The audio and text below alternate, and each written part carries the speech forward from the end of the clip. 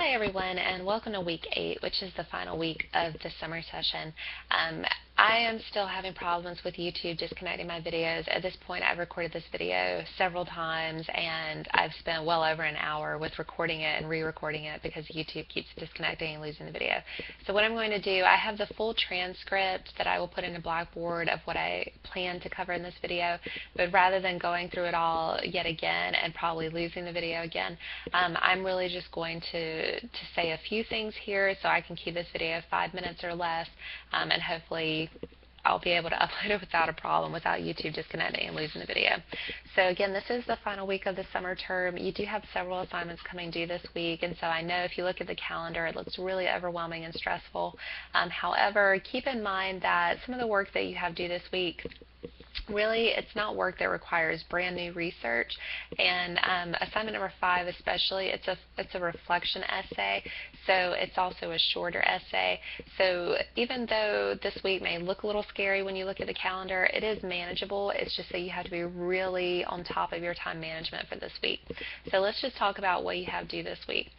So by 11:59 p.m. Monday, which is today, the day that I'm recording this video, which is the 21st, and if you're watching this video at the start of the week, your rough draft of assignment number 4 along with your completed peer review preference sheet are due by 11:59 p.m. tonight, and they are due into your assigned groups discussion board. Now, for peer review, given the length of the assignment and also the fact that you only have one day to complete the peer review, so peer review must be completed by 11:59 p.m. Tuesday, and in the past you had 2 days for peer review. Given these various factors, what I've done is I have put you in groups of 2, so almost all of you are in pairs. There is one group of 3 just because we don't have an even number of students, so I had to create a group of 3, and for that group of 3, I did give you specific instructions in your board for whose draft you should review. So you're still only reviewing one person's draft, but I just specified for you how to handle that. So again, you're only going to read one person's draft for peer review, which should make it manageable to get done in that day. Because again, your rough draft and your completed peer review preference sheet are due by 11:59 p.m. Monday night. By 11:59 p.m. Tuesday night, peer review needs to be completed, and then your final draft of assignment number 4 is due by 11:59 p.m. on Wednesday night, and that's because I need to get that paper in so I can get that graded, and then of course later in the week you have a couple of other assignments that are due. So, or actually 3 other assignments that are due. So let's review the other assignments that you have due. So on Thursday, by 11:59 p.m. Thursday, you do have, let's see, what do I have due on that day? Sorry, I'm missing that. 11:59 p.m. on Thursday, you do have your Research Journal Entry 8, which is an assessment of the peer review that is due. And then, of course, on Friday, you have 2 things that are due, your multimodal presentation or project, and then your final reflection essay, which is assignment number 5. Now, just a few words about that. So for the Research Journal Entry, I know a few of you actually are going to be going out of town, and you really wanted to get your work all complete and done by Wednesday. So you are welcome to submit your work this week ahead of the scheduled deadline. So that Research Journal Entry, as well as the work due on Friday, if you need to get it earlier, get it in earlier than that, what's scheduled on the calendar, you are welcome to do that. In terms of the multimodal presentation, remember that that is a Prezi or a PowerPoint, and it does need to be narrated. The only reason it wouldn't be is if you have scheduled to do your presentation live, and nobody has done that at this point. So if you are not going to give your presentation to me live, you do need to narrate your PowerPoint or your Prezi, and that material, that presentation is based on assignment number 4, your research perspective. So again, you're not doing any new research, and really you're not going to be doing much in the way of a lot of writing, because in a PowerPoint or a Prezi you should be using just short phrases, and you're working with the ideas of assignment number 4. That will not take you too terribly long to do, especially not in comparison to your written assignments. The thing that may take you the longest to do would be recording the narration. And what I strongly encourage you to do is to write a script and then use that to help you with the recording. Because if you don't write a script and you just kind of go through the presentation, it probably is going to take longer. And then if you run into any kind of technological difficulties, such as something disconnecting or what have you, then you've basically lost all that work and you don't know what you've already said. So I do recommend you write a script beforehand. So that's probably the part that will really require the most work, because it's highly unlikely that on your first read through of your script that you would get the presentation done as well as you would if you take a few times to practice it and then actually record the narration. Finally, on Friday as well, you do have assignment number 5, that final reflection essay due. That is a short essay. It's only approximately 750 words. It does not require any new research. If you haven't looked at the assignment description yet, what it asks you to do is choose one of the learning outcomes from the syllabus. You'll find that information on, I think it's pages 2 through 3. Choose one of those outcomes and then reflect on how you were or were not meeting that outcome this semester. So basically, it's an essay reflecting on your learning this summer session. Now, the major thing that you need to keep in mind is you need to be specific and you need to be detailed. Usually the weakness that I see in the final reflection essay is where it's obvious a student didn't take very much time to write the reflection essay because it's so broad and general and full of cliches that it's clear the student just did not take much time to write it or to generally reflect on how much they were learning and what they were learning or how much they still need to learn. So to help discourage that from happening, you do need to give evidence of the claims you're making about your learning, and you'll do that in 2 ways. One is by providing examples from your research and or writing this summer session, and really the evidence you provide depends on the outcome that you choose.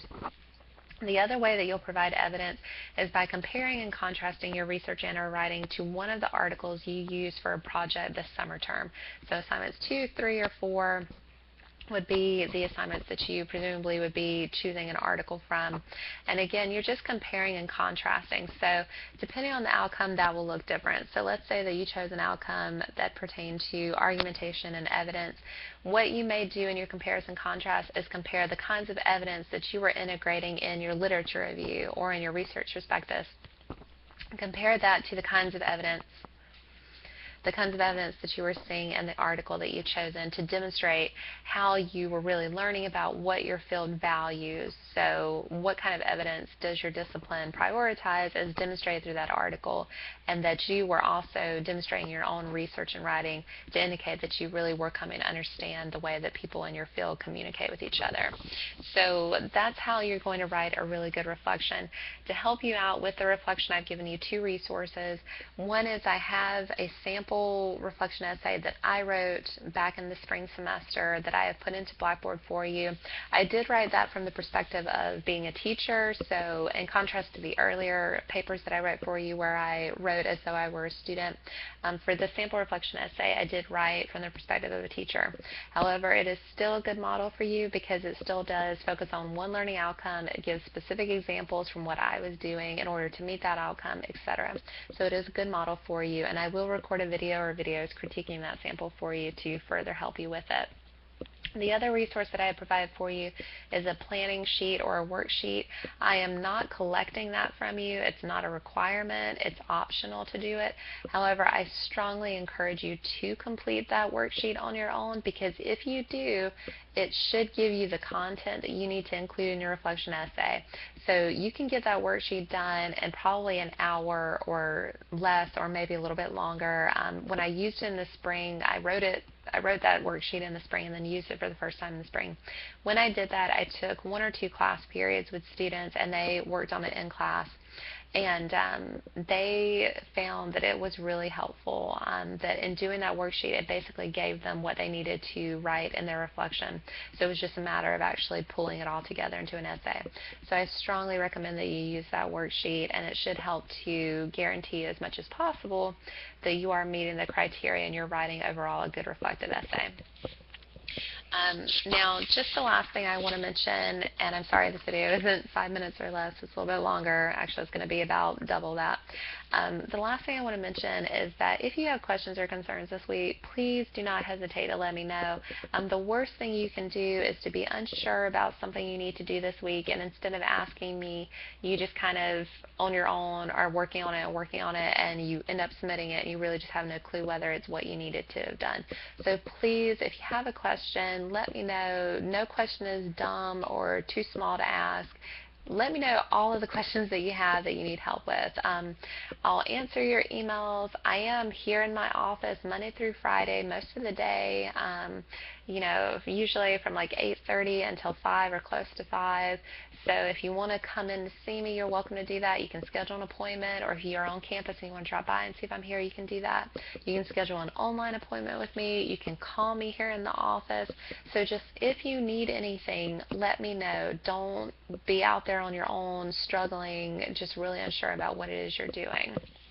I'd also like to say thank you for all of the time and effort that you've put into your work this summer session. I know it's been a hard summer session. I know that it's been stressful and really time consuming and a lot of work, but I'm really proud of the work that you've been doing this summer session. You've done some really great research and you've written some really great papers, and honestly I feel like I have learned a lot from reading these papers. Writing 250 is one of my favorite classes that I've ever taught because I learned so much from it, from reading the work that the students do, and this summer is no exception. There were topics that you were writing about that I've never had a student write about before, and because I'm not in your fields, it was really enlightening for me to get to read that material. So I want to thank you not only then for the time and effort that you put in, but also for really educating me. I think that classes aren't just about a teacher trying to teach students. I think that it's also about students trying to teach their teachers something, and I really learned a lot from this summer session, so thank you for that. So again, just let me know if you need anything, and I will help you out as much as I can, and thank you again, and I will be in touch. Just let me know if you need anything.